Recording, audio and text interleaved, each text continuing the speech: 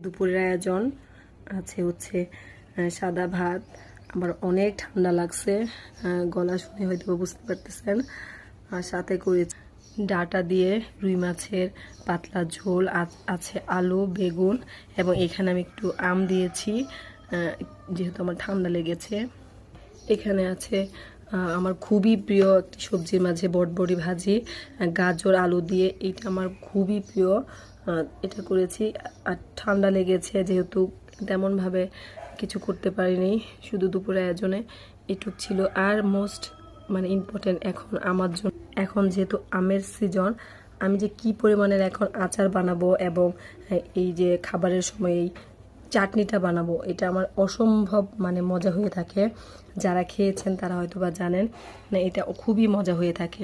এখানে আমি আজকে দিয়েছি হচ্ছে আম, বড়ই, আমাদের নিজের গাছের বড়ই, এবং এখানে দিয়েছি একটু সামান্য তেঁতুল। সব কিছু দিয়ে আমি খুব ভালোভাবে এটাকে আজকে করেছি।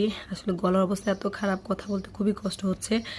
এই এত লোভনীয় দেখতে হয়েছে এবং খেতেও খুবই মজা। এই ছিল আমার আজকে দুপুরের আয়োজন, দুই মা এবং মেয়ের খাবারের আয়োজন।